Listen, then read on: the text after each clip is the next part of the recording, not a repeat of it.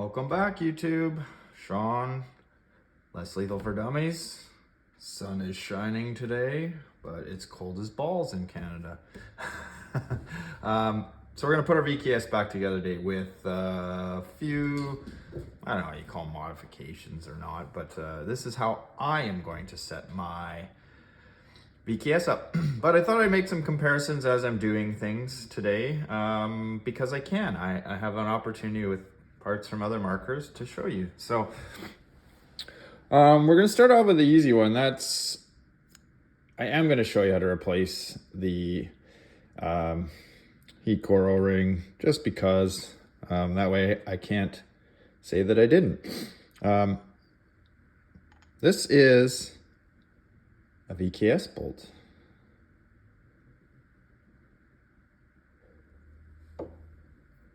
Or sorry, air chamber. D.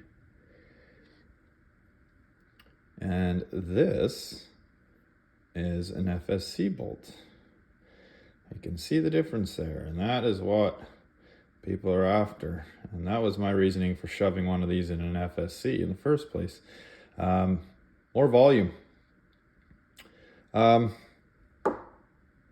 the other difference is the bolts.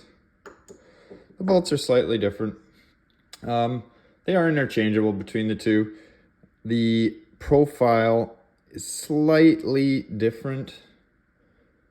You can see on the tip, this being an FSC and this being a VKS, and also FSC.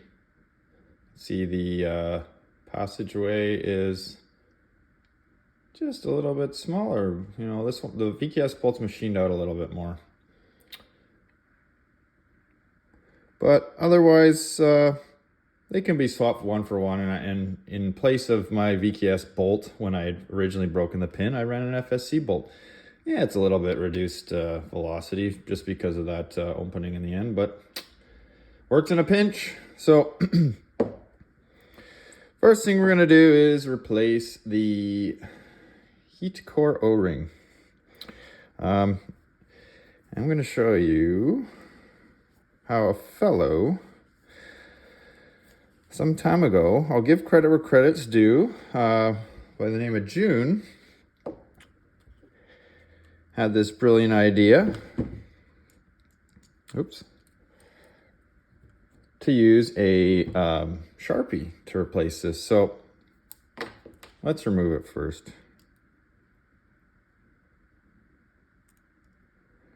Just using my pick to get in there.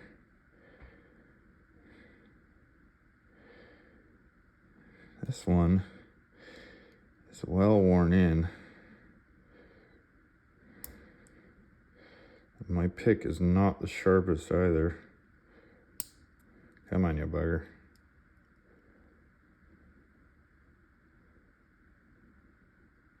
Oh yeah, that one is old and crusty. Like I said, this VKS hasn't seen much use in the last little while, so I'll pull this one out. Whoa, don't mix it up with a new one. Yeah, generally once you pull them out, once you saw me digging in there, they're no good. You can fumble and try to squeeze it in this way, and actually I usually don't have bad luck doing it. But there's an easier way that June showed me. 5/32 Allen key. Nope. 3/16 Allen key. Remove the back cap on your air chamber. I'm just gonna slip these the two bumpers off here. You just use a crescent wrench, or adjustable wrench, sorry. And there's two slots, or two flats on either side of the bolt. You just grab a hold of it. Now this thing's not on there super tight. It is sealed with an O-ring though, which is why I needed the wrench. See right there. So when we put this back together, I want to make sure that this O-ring is adequately lubed, just so it doesn't grip and slip and tear.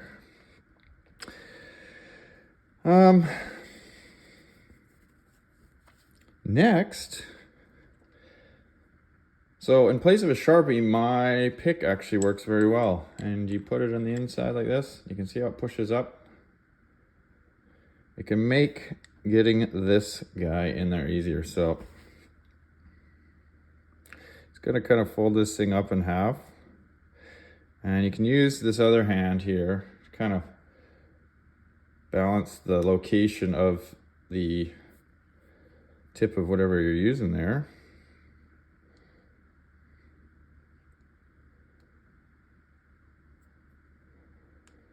Sorry, I kind of moved off camera there, but and just get it started in the groove and tuck it away.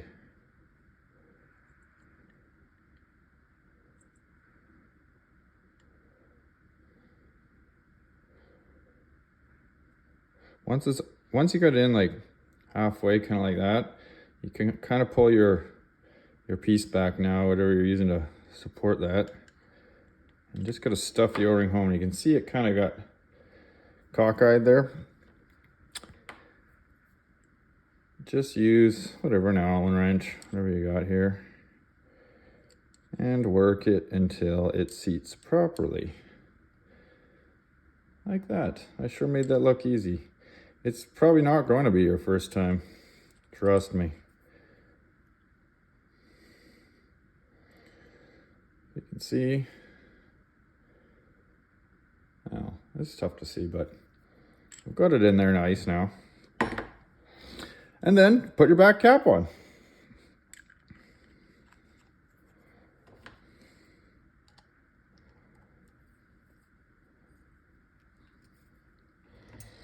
Using your adjustable wrench again, just snug this guy up.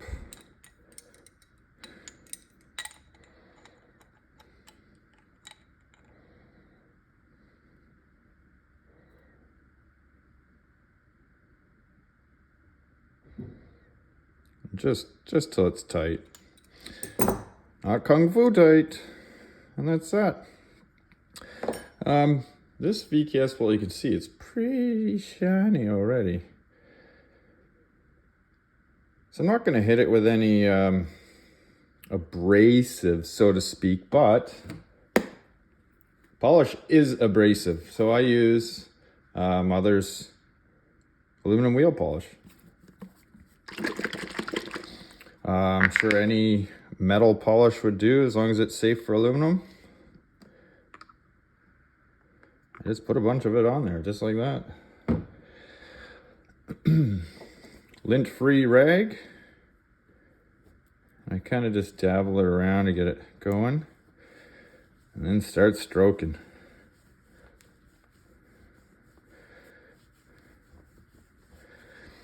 We'll see, even though it was pretty clean, see how much black comes off this. See, look how black that rag is already. That's oxidation on the aluminum, which causes friction. It increases the actual surface area, that the diameter, I guess you could call it, of the chamber, and makes for extra friction, which we don't want. Less friction the better, but you could make it too sloppy if you hit this hard with some abrasive wet dry paper or such. Even when I just go and polishing normal aluminum, I start at 3000, unless it's like, construction grade aluminum. But the aluminum that's inside these markers, like the AAC we're gonna do next, I don't think it requires to hit it with any paper first. I'm just gonna use this polish just like that. So look at that. And then obviously wipe it off nice and clean. Now look at that guy. That is a mirror. I'm not gonna mess with the bolt. It's a factory set bolt. So for now, we're gonna run it till it fails. So before I slip it back on here, oh, don't forget your bumpers. You gotta put your bumpers back on.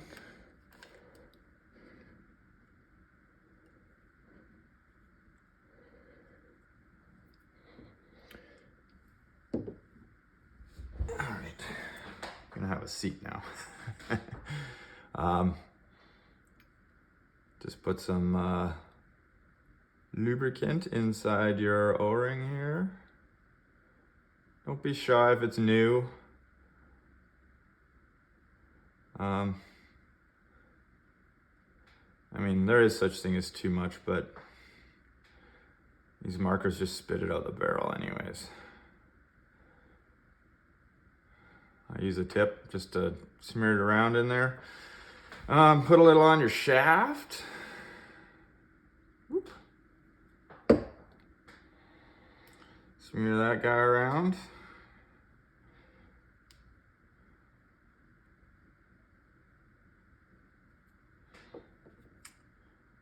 And you can just slip it back on.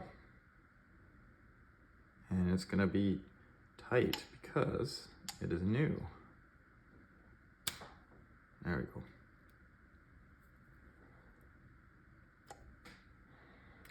She is snug. Might not have got that seated there perfectly. Let's just try. Do this one more time here. Looking down the end there, it looked like one side was a little pulled out.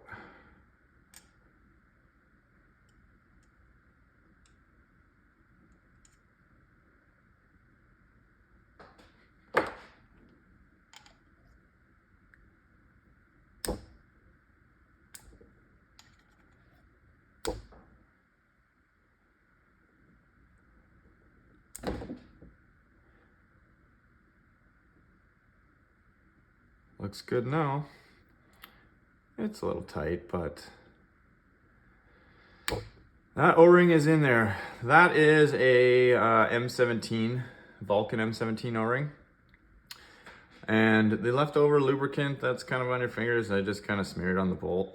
And the chamber here, the O-rings. We'll add a little more before we shove this back in. So we'll set that aside. That's good and ready. The next thing is your ASA. So I have never polished mine. I'm gonna have to stand again. You see it, I mean, it functions. It's a little sticky. So let's see if this improves it. I'm gonna guess 7/64. No, way too big. 3/32. There is an Allen key, Allen set screw in the side, right here. The Allen key is still too big. Off my game today, guys. Usually I can call these as I see them. 5/64. So again, set screw right there. Allen key in, and we just back it out. It actually feels like there's Loctite in there, and I do detect a hint of Loctite.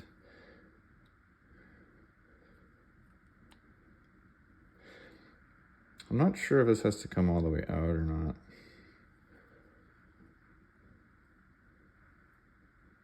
Probably does. Let's just take it out. I don't mess anything up. You can see there, see that white? That is your, well, Loctite, thread scent, whatever you want to call it, guys. So we will have to put a little dab back on there. Hopefully I got it here with me. Loctite, check.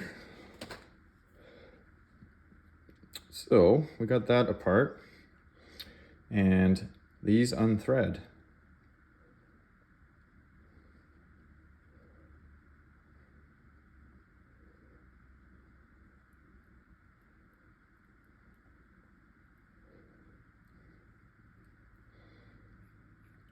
So remember guys, this piece is stationary inside the VKS.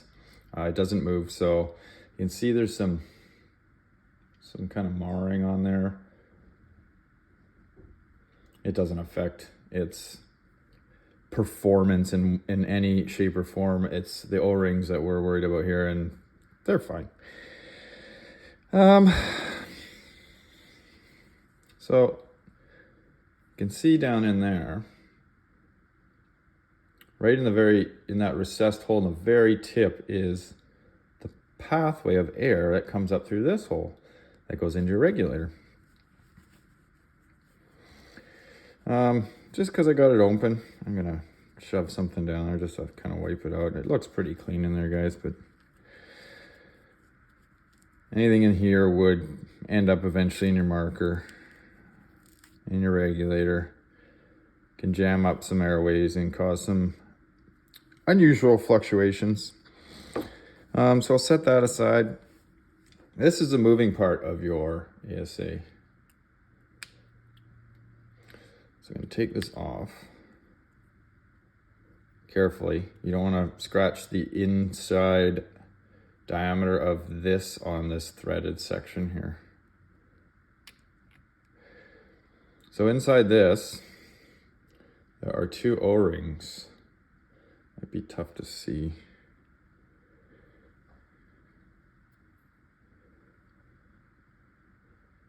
Kind of just catch a glimpse of them there. I'm gonna wipe that out. It looks like there's some grease in there. They probably used grease from the factory on this. I am not going to. Personal preference, guys. I use grease on certain things that I don't have easy access to, where I want a prolonged state. But most of the stuff that's easy to service. So, okay, so I wipe those out. O-rings are obviously fine. As you saw me charge the marker, this is the shaft that it slides on.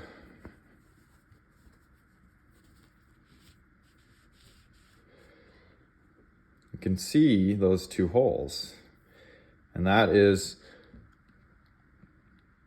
what this guy's doing. So when it's back like this, it's trapping the air in your bottle on this side. When you move it to the forward position, those two holes, see how they're kind of in between the spool? That completes your transaction. And now the air heads out the front here into this block and then into the regulator. And I just noticed there's an O-ring on the end. So, I guess we don't want to lose that. So be careful, guys. Seems like it's in there pretty good. I'm just going to be rubbing one out on this shaft here, so no big deal. So once again, I think this time, just because of how small this area is and these holes here, I don't want to really, whatever. Do as I say, not as I do. I put a little drop on here. Oh, that was more than a little. And I'm going to just kind of spread it. Now, the holes are just gonna be sacrificial now, because it's in there. Once again, give her a good rub down.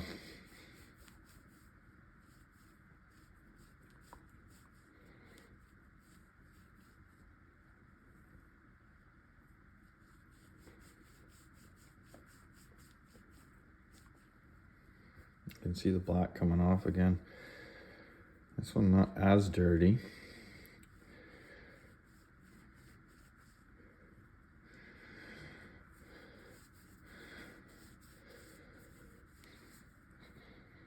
Remember, you're not trying to remove a bunch of material, guys. You're just trying to make it nice and slippy.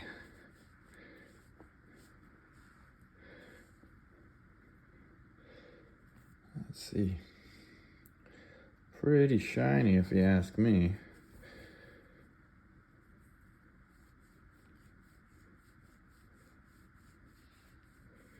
I'm squeezing pretty hard on this. You want the heat and the friction from your hands to kind of really act on that polishing, but oh yeah, might be a little, oh, got the shakes, oh, might be a little hard to detect there, but it is definitely much smoother now. So reassembly is the opposite. Make sure your O-rings in the end that we just learned is there. You can see a little divot in the shaft there. That's, well, it's not a divot, it is now, because that's where this set screw had been interacting with it. So actually maybe a good idea. Put a little, oh, you know what? Like I said, haven't done this before. Gotta put your spool back on. There's no certain orientation here. It's the same either way, so we can just slop it on. So, grease, oil, put some on there.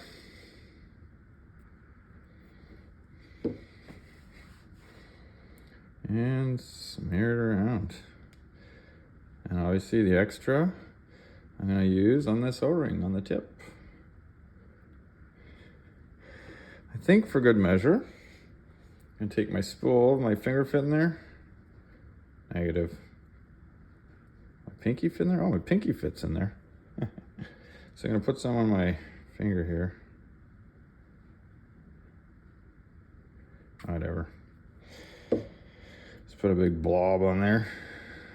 And I'm gonna run it through here. Like that. And do the other side. Might not be necessary because I'm put quite a bit on the shaft there.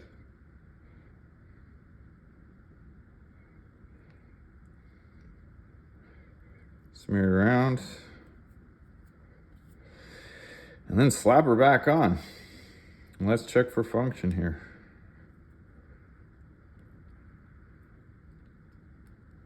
Well, I'd say it does slide a lot easier, so that's a win. Yeah. Now you got your spool back on there. Thread your ASA block on. When I took this off, it was just like hand tightened together, so I will do the same, just using a rag here so I can get a good grip, make sure they're tight together. Yeah, and they are. And reinsert your set screw. So that guy there.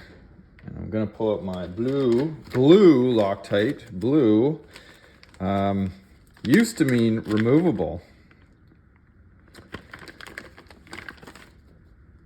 And sometimes it does, but I have some that is in a red tube and it says medium strength. I don't know. I don't know what happened. Is it a misprint? But just make sure you're using removable Loctite. Red permanent Loctite is removable with heat. Obviously you don't want to have to put heat on this. There's O-rings and such, so just give it a little shake here. Now, a little tip for you guys, don't put it on the set screw in a blind hole. You should be putting it in the hole. You just need a little drop in there. Oops. In there, not... There we go. It's running all over the place here. Got a little zealous there. What happens is, when you thread your screw in, it presses down and compresses that Loctite and goes to where you want it to go. Put it on the set screw. Still does pretty much the same thing, but the right way is actually down a blind hole. It's not exactly a blind hole, but it is backed onto a shaft, so I'm calling it a blind hole. And obviously wipe any excess off.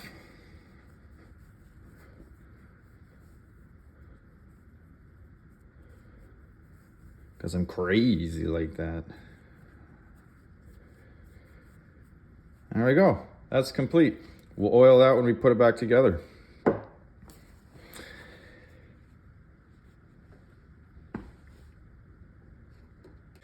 Okay, moving on to the regulator. VKS regulator.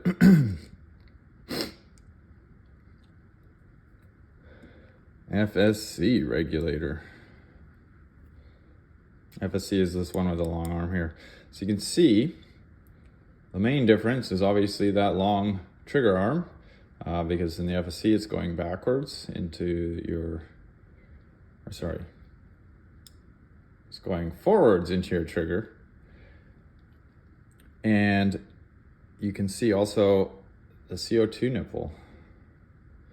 So this one is FSC, CO2, you can see it's got a hole in the end. It's also on probably a 45-degree angle.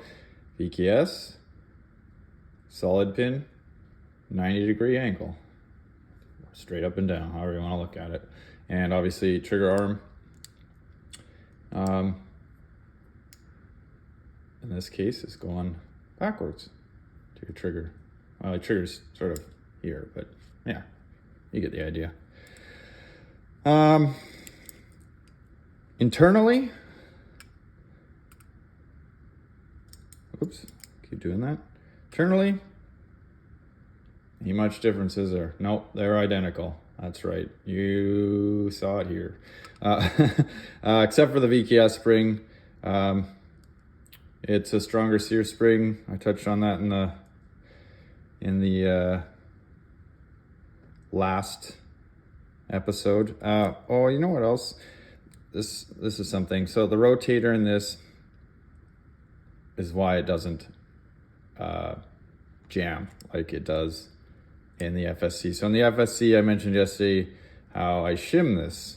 And I actually use a CO2 seal from an FSC from the magazine. And I just put it right against this backing plate like this to shim this spring up. But that don't matter, because once I actually looked at this again, you know, it's been a while, like I said, guys. VKS has two rotator springs, so one on the top and one on the bottom here, you can see. Now, I know what you're thinking.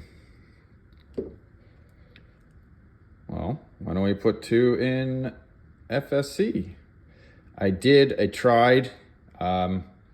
It sort of worked. It was good until it wasn't. And eventually I abandoned it and went back to the shim, and the shim gives zero problems. So try if you want, but just a little time-saving tip there. Don't even bother. Just shim it. Be done with it. Okay, so back to this guy, VKS regulator. I'm gonna bypass it. I've been running my FSC regulator bypassed for well over a year now, without issue.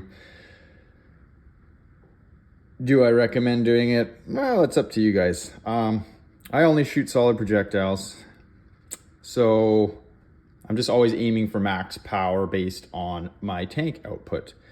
So like the M17, once this is bypassed, your bottle output pressure is going to dictate your feet per second. So whatever it is at 800 is what it's gonna always be at 800. You'll never have to worry about some spring in here getting tired and your FPS dropping. It's always gonna be your tank. If your FPS is dropping, well, there's a chance that your tank pressure is actually dropped. And another reason why I stressed having the tools and testing your bottles and knowing what they're doing, because even with an intact regulator, that bottle's still gonna affect your output. This just eliminates one of those factors. Removes a couple of moving parts in here that have never really given me any problem, but again, this is a preference of mine, so we're gonna go ahead and bypass this. And here is something you guys probably haven't seen in a long time. Of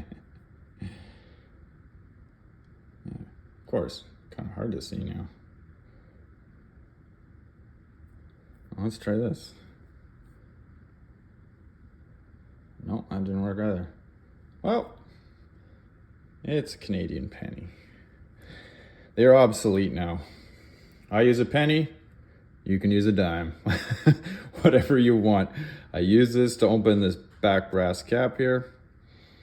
It is sealed with a little O-ring on the brass, if I recall.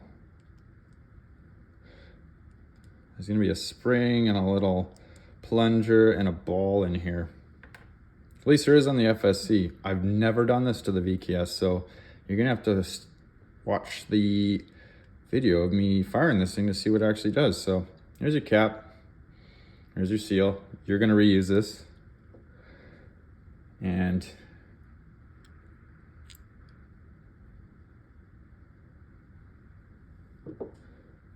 so there's this brass slug. There's a ball down there, and it's just kind of sitting in there right now because there's probably some oil holding it in. Let's see here. And there's a little O-ring in the end. Oh, ball's held in this way. There we go. So this O-ring is holding that ball in.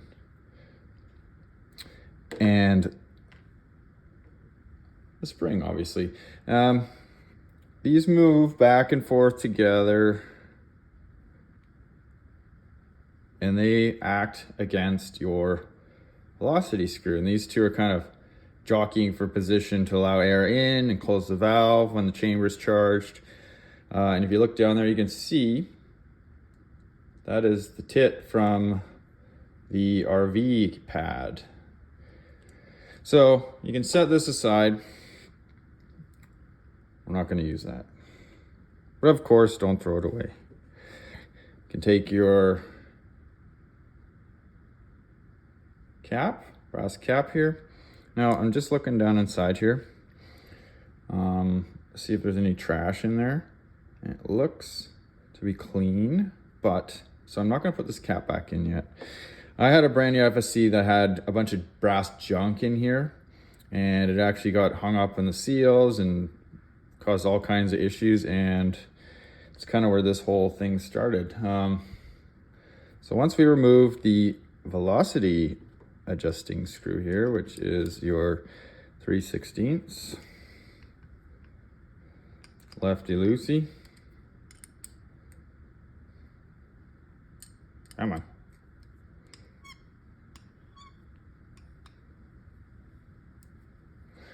A big fat heavy spring under here, guys.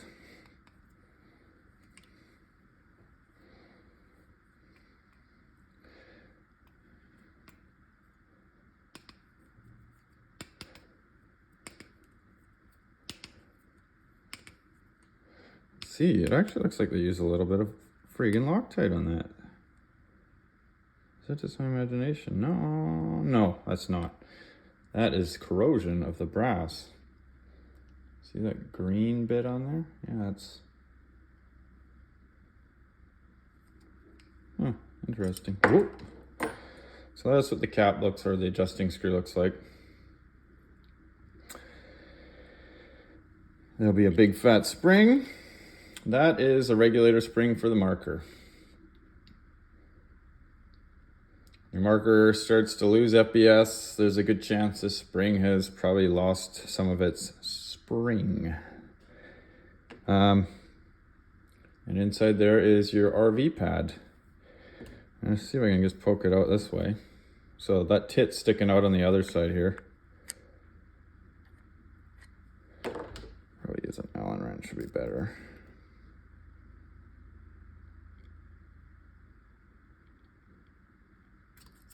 There we go.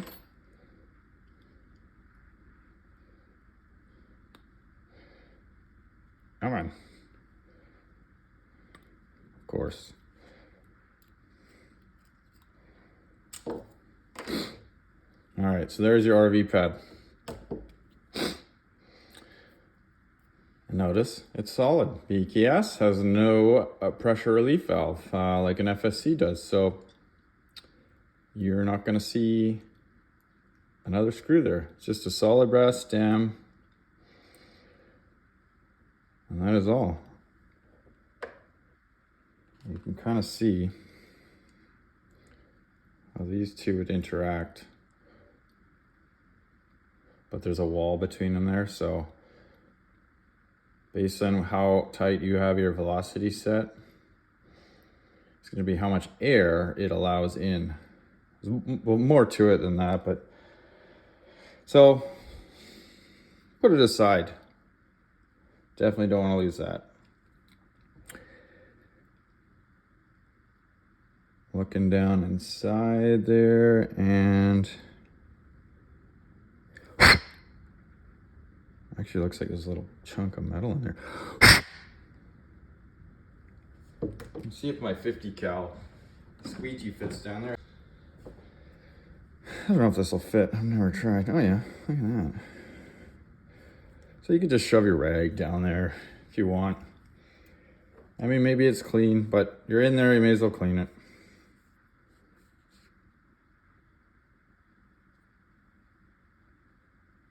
There was a little metal shaving in there. That could have been from when I unwound the velocity cap. But either way, it's gone now. Do the other side.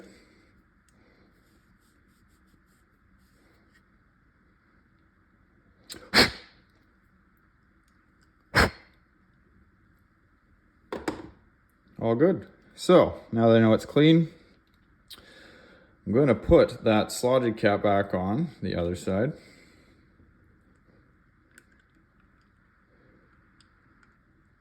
Using my newfound riches here.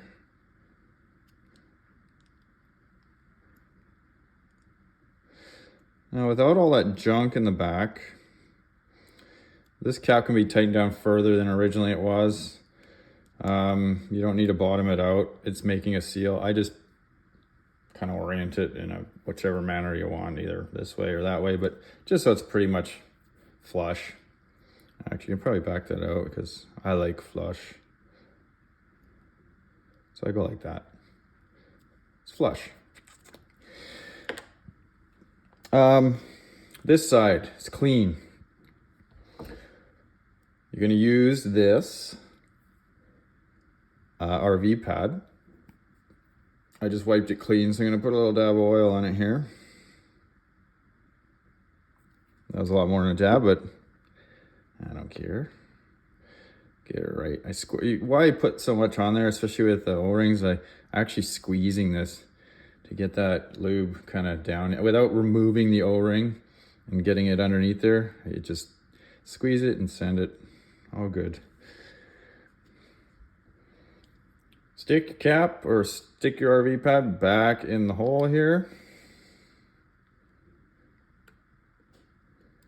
And I just kind of push it down as much as I can with my thumb just to get it started.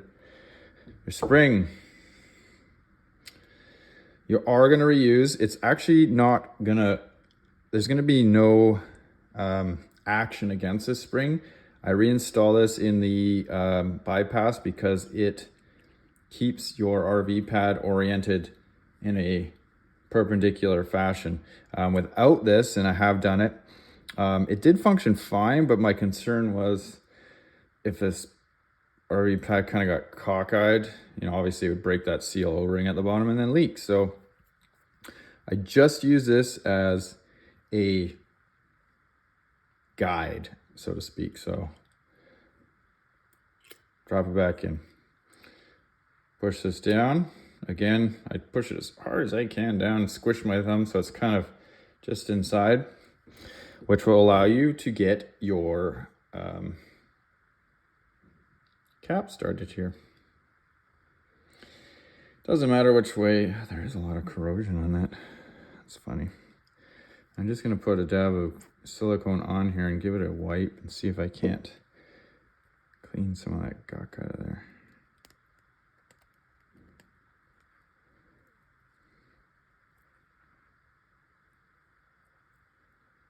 Yeah, either way, As long as it's not going to damage the threads.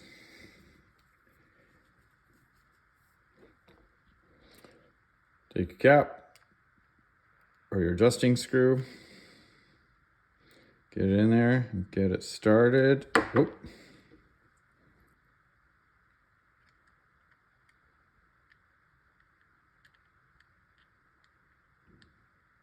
My hands are greasy.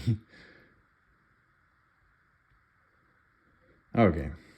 I'll try that with this guy here.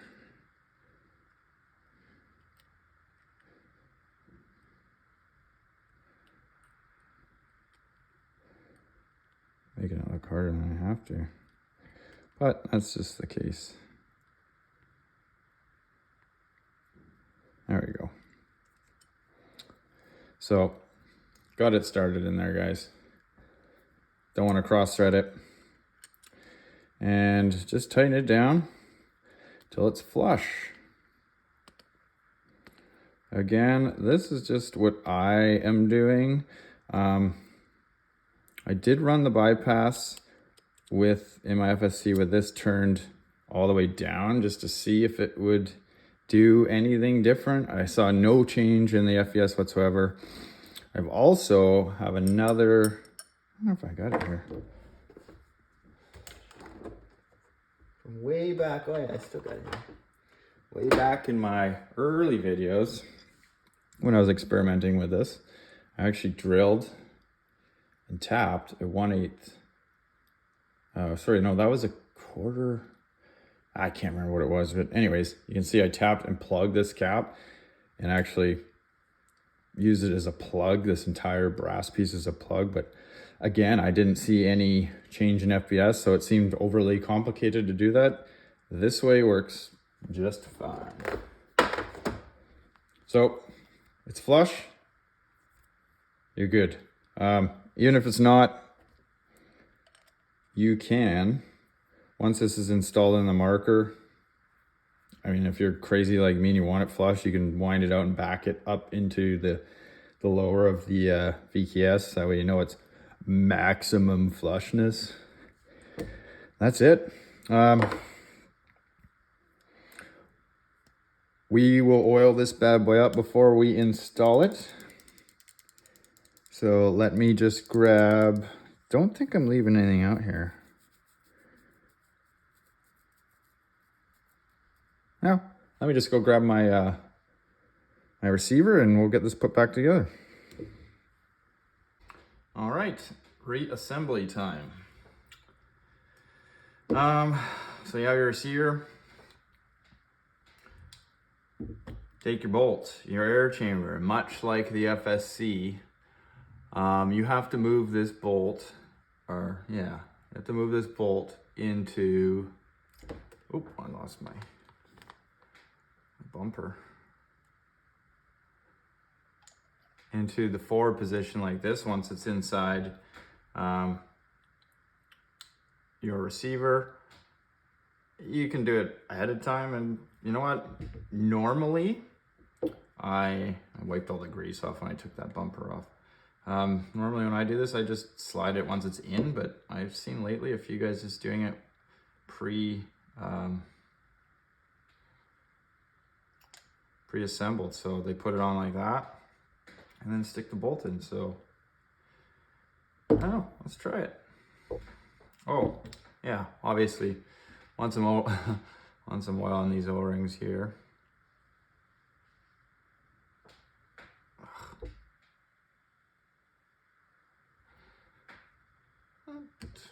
Like that, and just smear it around nice and good. Doesn't matter if it gets on the chamber or anything.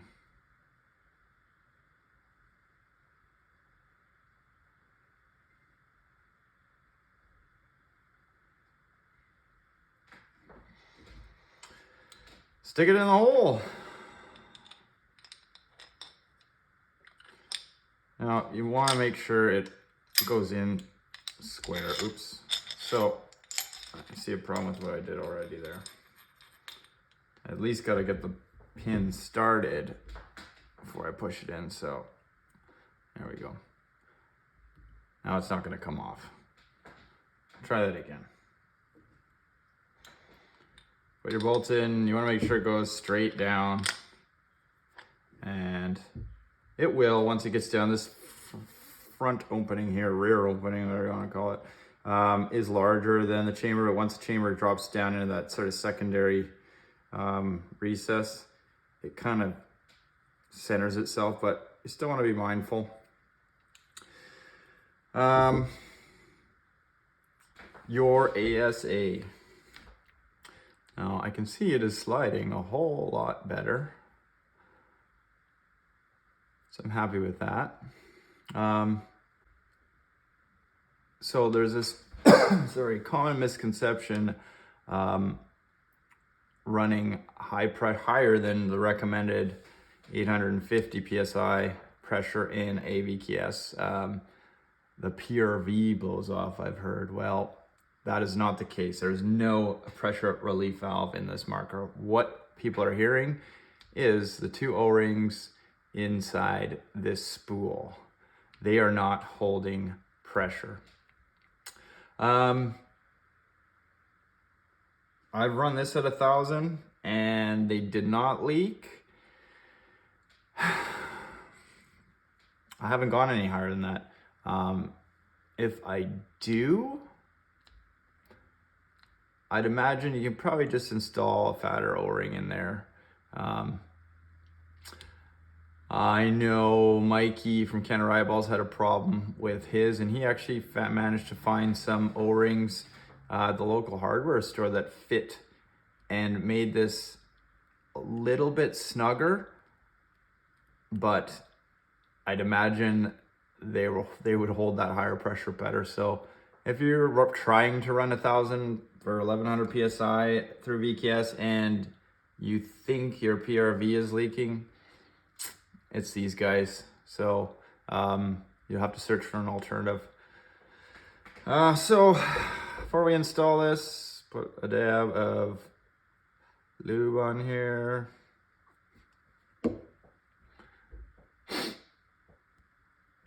Smear it around nice and good.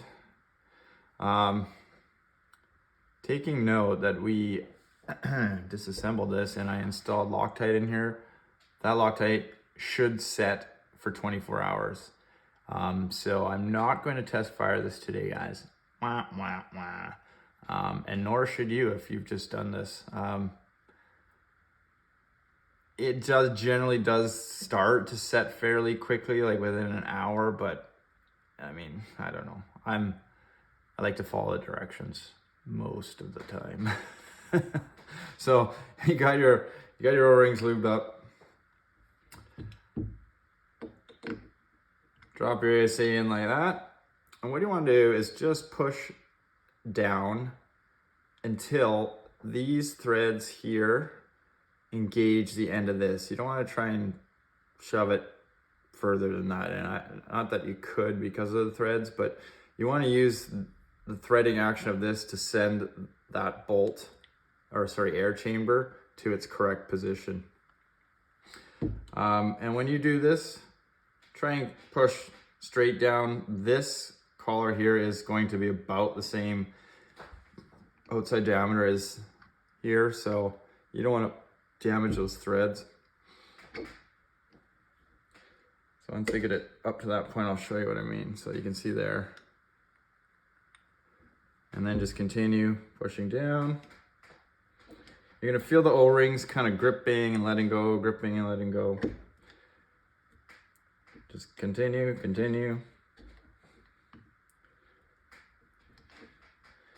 Again, you're not just slapping it home. And there we are, we're almost there. There we go. Now, grab an Allen wrench. I use a 1/8 to tighten this guy down. Little downward pressure. Get her started. The threads on this are fairly coarse. So you probably won't have a problem getting it started. I'm gonna use a rag and I'll tell you right now, I'm gonna just get this all the way down as far as I can by hand. be damned if these little edges here are sharp. And if you saw me in the first video when it's getting this off and it kicked off, it caught my hand. And I guarantee you, there are more than a few that have done that. So just gonna grab a rag, tighten it down as far as I can. Back this up till you can see that spool now that you're familiar with. You can see it.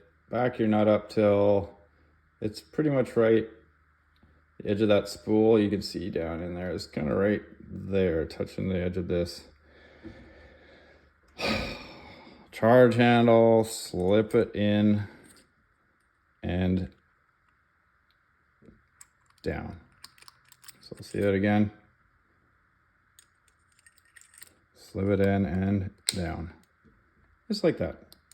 Now you can tighten your ASA back in. It's okay to make mistakes, guys. What's not okay is the feeling that your brain is giving you when you've just done one. But better catch it now. What the heck's going on here? Once again, we'll tighten it down. Try to get a good grip on it here.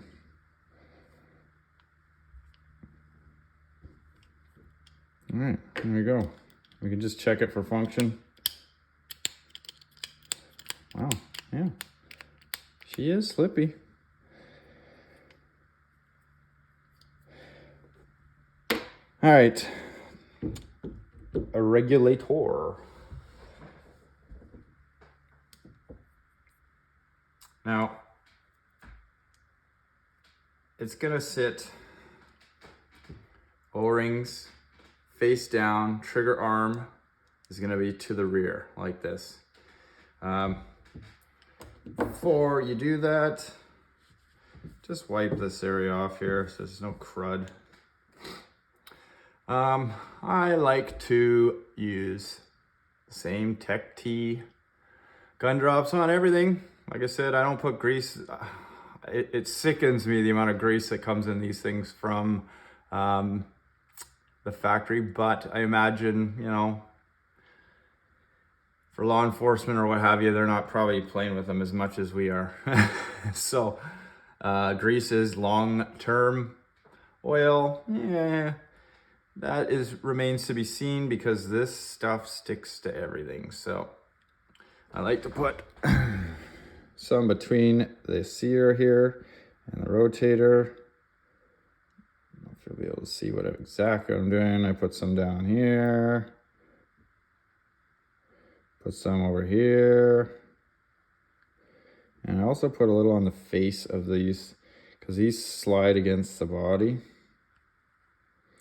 Like that. And then I just kind of hand function this guy. Move it in all the directions it wants to go. Oh, now's a perfect opportunity. See how that rotator stuck like that? That's what happens in the FSC. And it's funny that it did it now. But gives you an opportunity to get some right in there. Right in between. Of course, any excess I'm going to wipe off. And okay, so it also slips on this split pin here, so I like to get a little on that spring that's behind there.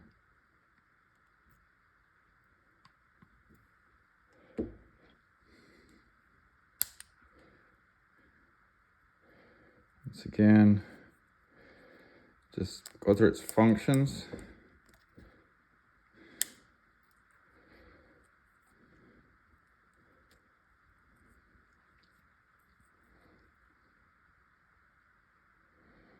Might have missed a little spot in there. Oh yeah, there we go. That's the stuff.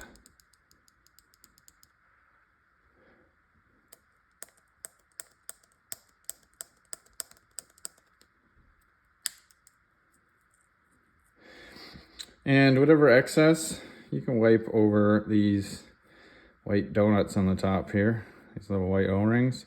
They seal against the receiver. You don't need much, just to keep them pliable.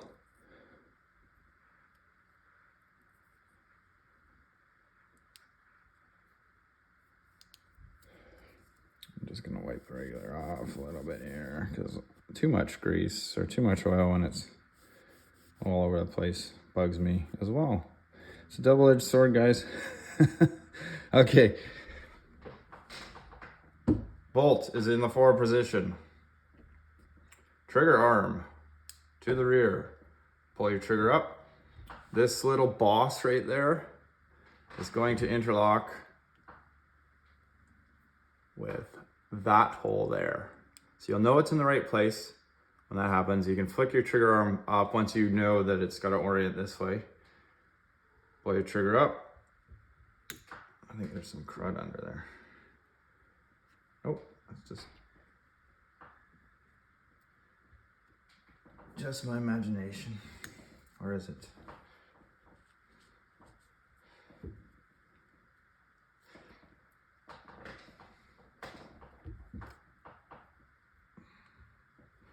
It's dog hair. My arch nemesis. All right, so pull your trigger up like this.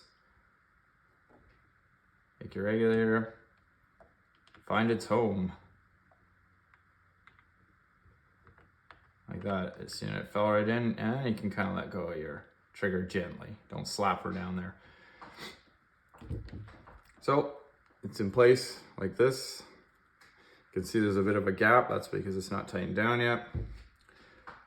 Long screw in the front with the lock washer. The short screw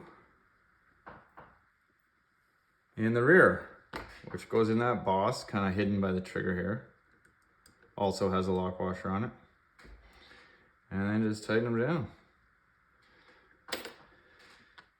With the right wrench.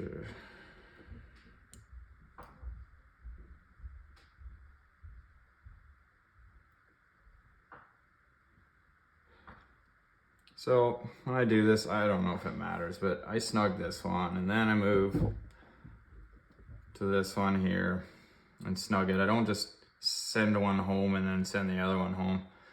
I like to kind of, like, you know, if you're installing headers in a car, right? Not all the ugga-duggas on one end. These ones can be snugged up pretty good and tight.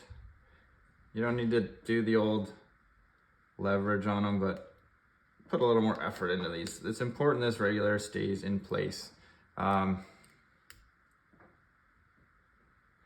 It, in this position, is making contact with your sear. So if this slips, well, you lose sear contact.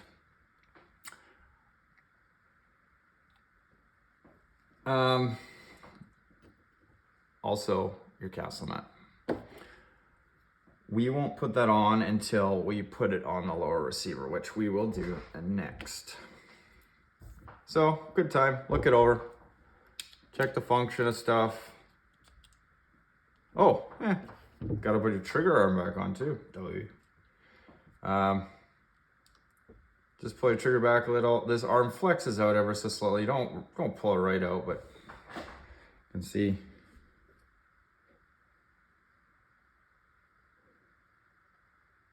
Just pull the trigger and kind of line the two up.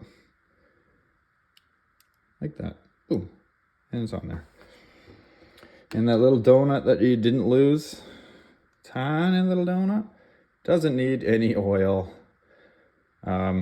Its intention is to actually hold the trigger arm on in the event of some obscure moment. Actually does serve a purpose, I think, on the VKS more so than the FSC. Let's see, does it? I don't know, maybe. In the FSC, there's not really any room for the arm to slip off, but it does have a donut, but it doesn't have that. On this, there is a little kind of groove. I'm gonna lose it now. Hey, watch this, guys. So on this, you can see there's a little groove. So this actually interlocks with it. On the FSC, it's just a smooth shaft. Oh. But the FSC is also, the trigger arm is right up against the plastic frame, so it can't really go anywhere. So VKS is probably more important because it looks like it might not be making contact with the wall here, so that would give it an opportunity to this arm to slip off in some strange occurrence. All right. And that's why I said have a moment to look it over, because even I forget stuff. Just that single moment there was enough to spot I didn't put the donut on. And not really a deal breaker, but you know, if it's something more involved, like you forgot to slide that bolt forward and you put the hole marker back together, it can be frustrating sometimes, guys, or if you actually went to go test fire it before you found that out. There we go. So, put the lower back on. Easy peasy, right? Yep, you would be correct. No real designation for the safety selector here. It can be fire safe. Safe is obviously better. Line your trigger up and line those two pins, push pins up.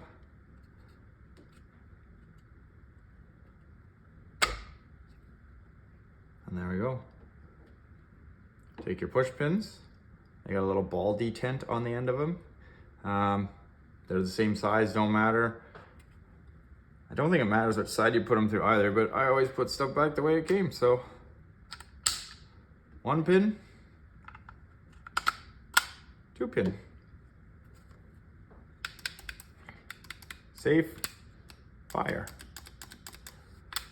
Everything seems a-okay. Castle nut. I don't have the new one yet, obviously.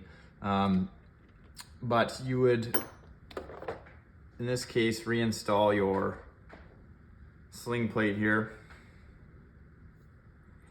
And it goes over like this. The trick is, when you're tightening your castle nut down, to keep this dirty bugger from being off center. Because obviously once you start torquing on this, it's going to want to kick this. Now, cool thing about the VKS is it does have the screw hole through the back, so it kind of prevents it from going outside of the lower here, but I mean, be careful too, because if you're not paying attention and you're really cranking on this, it could skip over and then, you know, mar up the plastic back here. I'm not going to reinstall this. It's pretty straightforward, guys. Put it on, tighten it down. For now, I'm just gonna put my castle nut back on until my new bit arrives. Oh, come on.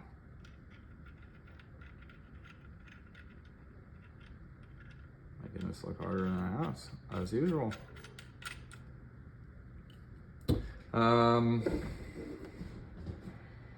Your gunsmithing wrench. I call it an AR wrench. When you tighten this down, you actually use the 3-prong method, or sorry, yeah, 3-prong. If I can get it in there. I remember my wrench being funny about this, but it fit my other one just fine, which was weird.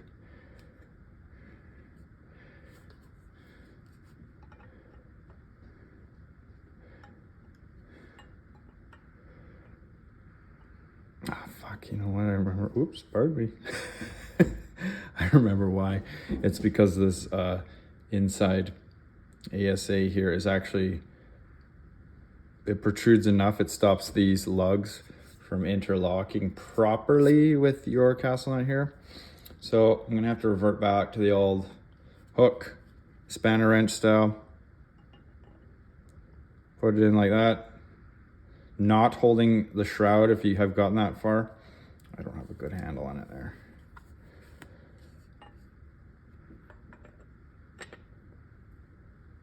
And just give it a snug. Remember, aluminum, guys, this is not an AR. Do not torque this. Do not torque your barrel nut. Tight, but not torque. And that is about that for reassembly. Now, hopefully this doesn't make this video too long.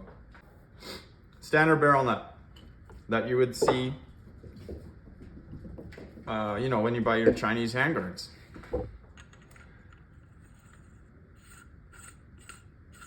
Threads on like that. And this is what you're gonna see on the new VKS. And we got a handguard here.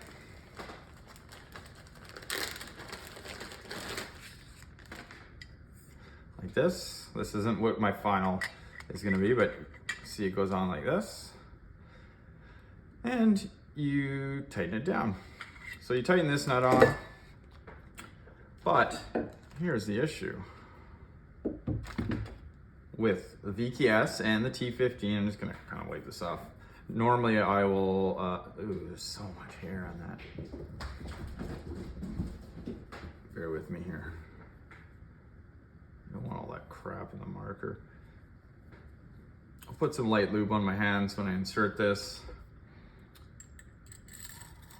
But I'll put it in here. I'm gonna insert my barrel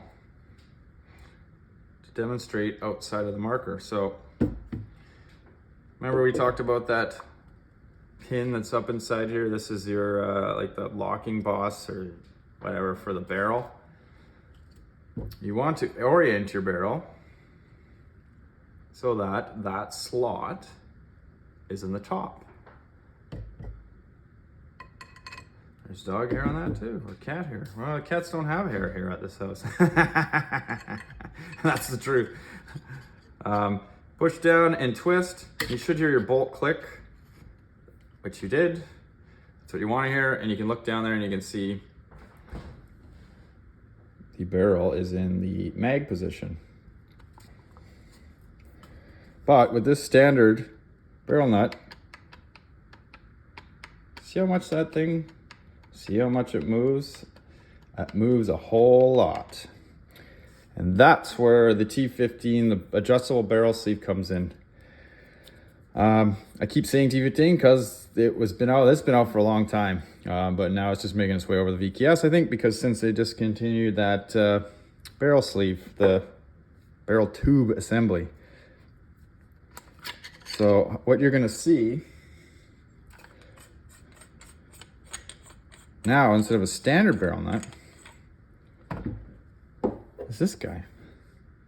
It's got a donut inside it, and this threaded knurled cap here is, you unthread, comes off, and there's a little O-ring inside here. When you tighten these two together, it squishes this O-ring down and grabs onto that barrel. I'll give you a little short demonstration of that. Easiest way to put this on, I found, tighten this nut down. Take this, take the knurled cap, take the O-ring out, kind of take the end of your barrel,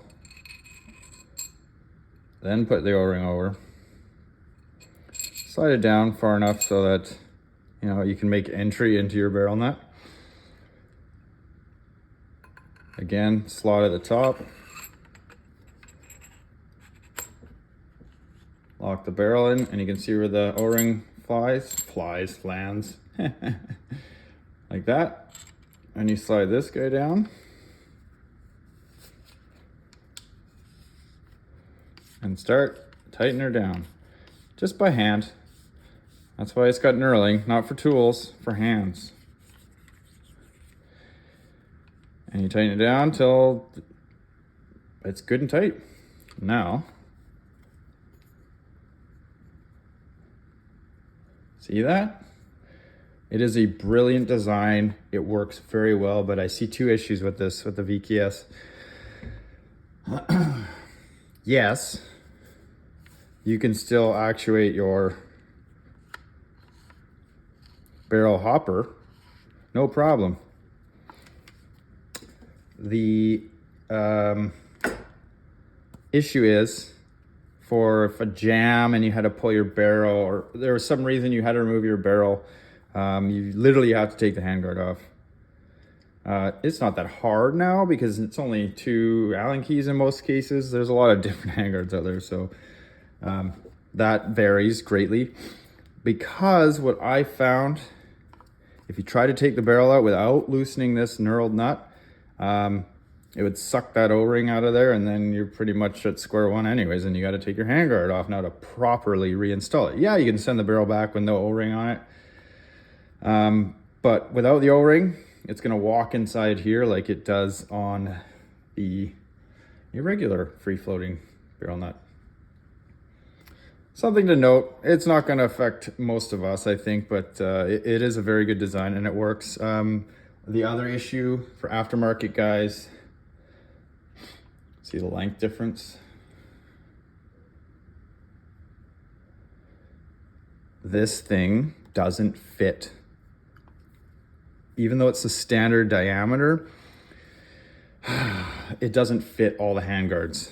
Actually, it doesn't fit a lot of handguards because it bottoms out inside of them.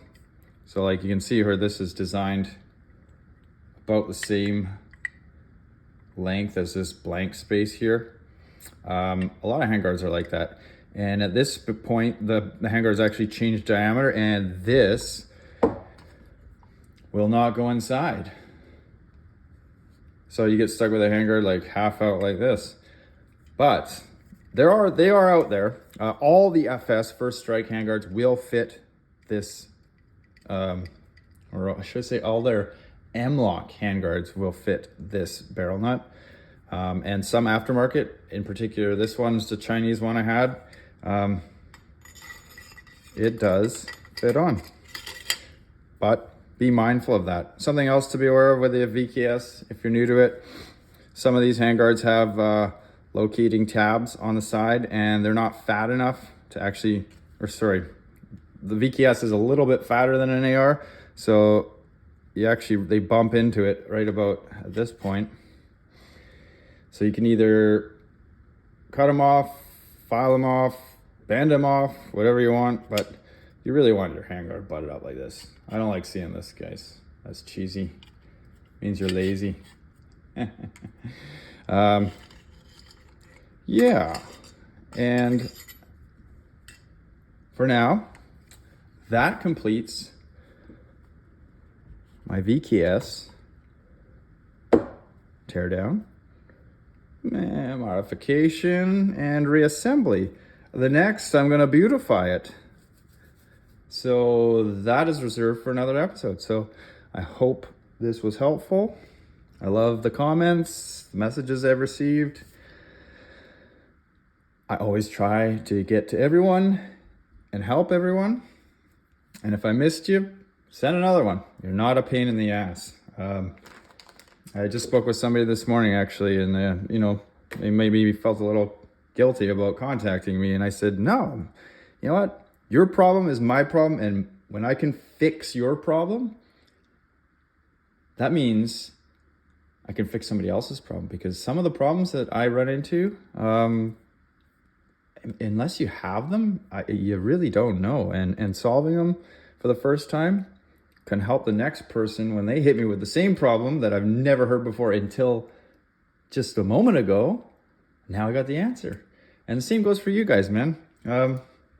Some people have hit me with solutions to my problems, and I'm grateful for it, guys. So episode 3 will be beautification, or maybe I just skip to the shooting. I don't know. We'll see. But at least I got your marker back together, right? Or mostly. I didn't put on the tube assembly. Hopefully you guys can figure that out in reverse. But thanks again for watching. See you next time.